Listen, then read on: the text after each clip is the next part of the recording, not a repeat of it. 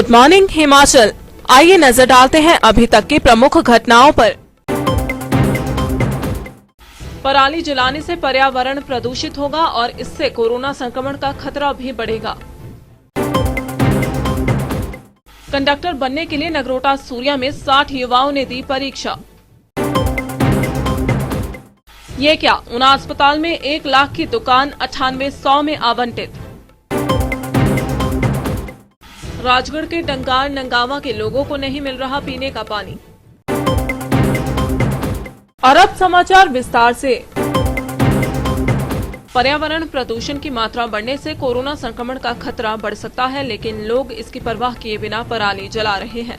आरोग्य भारती के प्रांत स्वास्थ्य प्रमुख डॉक्टर ओमराज शर्मा ने इस पर चिंता जताई है। उन्होंने दावा किया है कि धुएं से फेफड़ों में इम्यूनिटी कम होने पर कोरोना का प्रभाव अधिक हो सकता है। इसको लेकर आम लोगों को जागरूक करने की जरूरत है। डॉक्टर ओमराज शर्मा ने कहा कि पराली जलाने से निकलने वाले धुएं से बच्चों और बुजुर्गों को ज्यादा नुकसान पहुंचेगा। यही नहीं, सांस से संबंधी रोगियों को भी गंभीर खतरा पैदा होगा, जिससे कोरोना संक्रमण का खतरा बढ़ सकता है। आजकल इस सर्दी के मौसम में आप जहां भी देखोगे, गांव में, शहर में या शहर के लगते हुए क्षेत्र में, ये देखा जा रहा था कि लोग जो हैं वो अभी जो धान की फसल के बाद पराली का और जो बच जाते हैं अवशेष, उसको जलाने का काम बड़े जोर शोर से कर रहे हैं। मैं ये बात आपके माध्यम से, आपके टीवी के माध्यम से बताना चाहता हूँ कि लोगों में ये जागरूकता फैलाने की आवश्यकता है और प्रशासन को इनके विरुद्ध भी कड़े कदम लेने की ज़रूरत है, क्योंकि इस कोरोना काल में, जब तक ये कोरोना की विपदा जो है वो यहाँ पे हमारे भारतवर्ष में है, खासकर ये हिमाचल प्रदेश के मंडी में भी आप देखोगे कि कोरोना के केसेस आ ही रहे हैं। तो इसमें मेरा सुझाव ये रहेगा कि जो कोरोना के अभी हमारा ये जो चल रहा है, तो हम लोग तो ये चाहते हैं कि लोग सारे जितने भी हैं वो एक तो पराली ना जलाएं और पराली और उसके साथ किसी तरह का धुएं वाला प्रदूषण ना फैलाएं। इससे हमें 3-4 बहुत बड़े बड़े नुकसान होने वाले हैं। एक तो सबसे बड़ी बात है कि जो बच्चे हैं या बुजुर्ग हैं, उनको सांस लेने की दिक्कत हो सकती है। अस्थमा के जो रोगी हैं उन्हें भी इससे परेशानी हो सकती है। हृदय रोगी जो भी हैं उनको भी परेशानी होगी।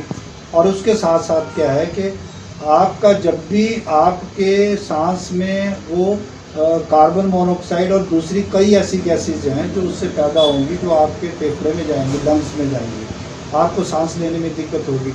और अगर उस काल में किसी को कोरोना भी हो जाता है तो वो उसकी रिकवरी बहुत देरी से होगी और रिकवरी करना बहुत मुश्किल हो जाएगा। परिचालक परीक्षा के लिए नगरोटा सूर्या में केंद्र बनाया गया था। रविवार को वरिष्ठ माध्यमिक पाठशाला नगरोटा सूर्या में परिचालक पद के लिए 60 बच्चों ने रिटर्न टेस्ट दिया। यहां एक लड़की ने भी परीक्षा दी। इस परीक्षा केंद्र में 80 बच्चों ने भाग लेना था, लेकिन 20 बच्चे अनुपस्थित रहे।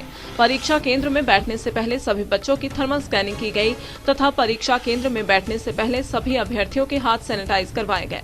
सभी परीक्षार्थियों ने मास्क पहनकर इस परीक्षा में भाग लिया और सोशल डिस्टेंस के साथ सभी को बिठाया गया था। सुबह ठीक 9 बजे बच्चों को परीक्षा हॉल में एंट्री मिली और सभी औपचारिकताएं पूरी करने के बाद 10 बजे बच्चों का टेस्ट शुरू करवाया गया। आज कंडक्टर का एग्ज़ाम है, स्क्रीनिंग टेस्ट है। इसमें हमारे सेंटर के लिए 80 कैंडिडेट की अलॉटमेंट की गई थी, जिसमें 21 अभी तक अनुपस्थित हैं। जो उपस्थित हैं वो उनकी संख्या जो 59 की है। और पेपर अभी स्टार्ट होने वाला है। 1-2 मिनट में जो है वो बच्चों को अलाउ कर दिया जाएगा पेपर खोलने के लिए। धन्यवाद।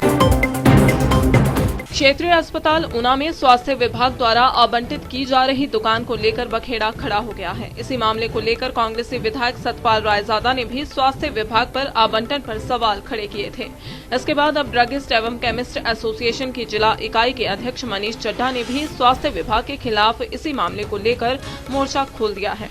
मनीष चड्ढा ने स्वास्थ्य विभाग पर इस दुकान के आवंटन के लिए नियमों को ताक पर रखने के आरोप जड़े हैं।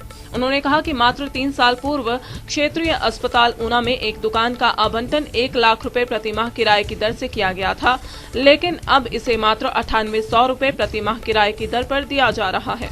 जो यहाँ दुकान खुल रही है, हमारे हिसाब से ये नियमों को ताक में रख के खोली जा रही है। जब हमारे संज्ञान में मामला लाया गया हमारे केमिस्ट भाइयों द्वारा कि ऐसी कोई दुकान खुली है जिसका कोई अता पता नहीं था आज तक, जब हमने इस मामले की तहकीकात की तो पता लगा कि ये मार्च में ही आवंटन कर दी गई है दुकान, लेकिन इसका जो काम है अब जाके अक्टूबर में शुरू हुआ और अलॉटमेंट लेटर में ये लिखा गया है कि रेंट तब से चालू होगा जब ये ऑक्यूपाई करेंगे, यानी 10 महीने के बाद ये ऑक्यूपाई कर रहे हैं और रेंट तब से चालू होगा, तो ये बात भी हजम नहीं होती है। लेकिन मामला ये इतना नहीं है। 2017 में जब क्षेत्रीय हॉस्पिटल में दुकान खोली गई थी जिसका ऑक्शन किया गया था टेंडर के थ्रू, तो यही दुकान 1 लाख पर मंथ के किराए पे गई थी।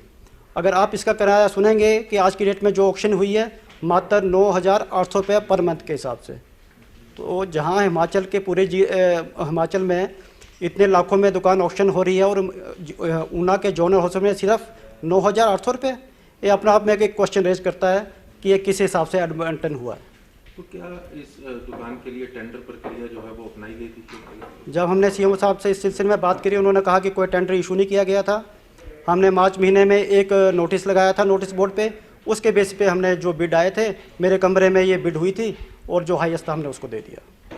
क्या मांग है? हमारी ये मांग है कि आवंटन जो ये रद्द किया जाए और इससे में जो हॉस्पिटल में ज़रूरत है जिस चीज़ की, जिस तरह से हमने बताया है कि इसमें कंटीन, इसमें प्रेमिसेस के बाहर जो नहीं है, जूस बार नहीं है, कॉन्फेक्शनरी की कोई दुकान नहीं है, बैठने की जगह नहीं है, अगर ये खोली जाती है तो लोगों को ज़्यादा फ़ायदा होता है, क्योंकि मेडिसिन की 2 दुकानें डिस्काउंटेड रेट पे पहले से ही चल रही हैं जिसमें पब्लिक को फ़ायदा हो रहा है, उसमें हमारी कोई आपत्ति नहीं है।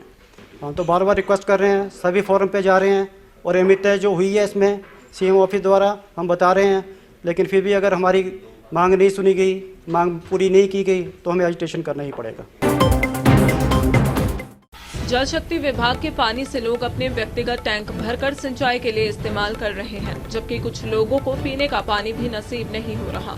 इस समस्या से राजगढ़ की ग्राम पंचायत कोठिया जाजर के ग्राम डांगर नंगावा के कुछ परिवार रूबरू हो रहे हैं। लोगों का आरोप है कि मुख्य टैंक कोट गांव में है और वहां से लाइन रसूखदार लोगों की जमीन से आती है।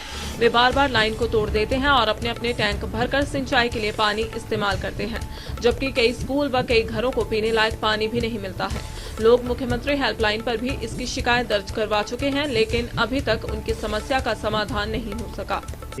और हमारी समस्या ये है कि हमारे पीने के पानी से बहुत ज़्यादा जूझना पड़ रहा है।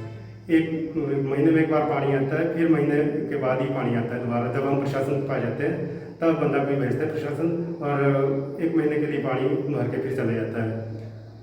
इसके बंदी हम कई बार प्रशासन के पास गए भी हमारी समस्या को हल करो, और जो हमारा मेन पानी जो है ऊपर एक गाँव पड़ता है चक्कर, वहाँ पर टैंक, जब वहाँ जाते हैं हम तो कई बार लोगों के वहाँ पर्सनल पानी उसमें टैंक में लगा होता है वही, जबकि 24 घंटे पीछे सरकारी जो है लाइन है वो पानी से कोई कमी नहीं है। और नीचे जो हमारे सबसे नीचे डाउन में घर पड़ते हैं, हमारे कभी पानी नहीं मिलता है। तो हम प्रशासन से ये प्रार्थना करते हैं कि कोर्ट में एक मेन मुख्य टैंक है, वहाँ से हमें जो सड़क से नीचे के घर है और उसमें स्कूल भी है साथ में, 10-12 घर सड़क से नीचे के, उसमें उस मेन टैंक से हमें पानी की लाइन दबाई जाए और वहाँ से हमें पानी प्रावधान किया जाए।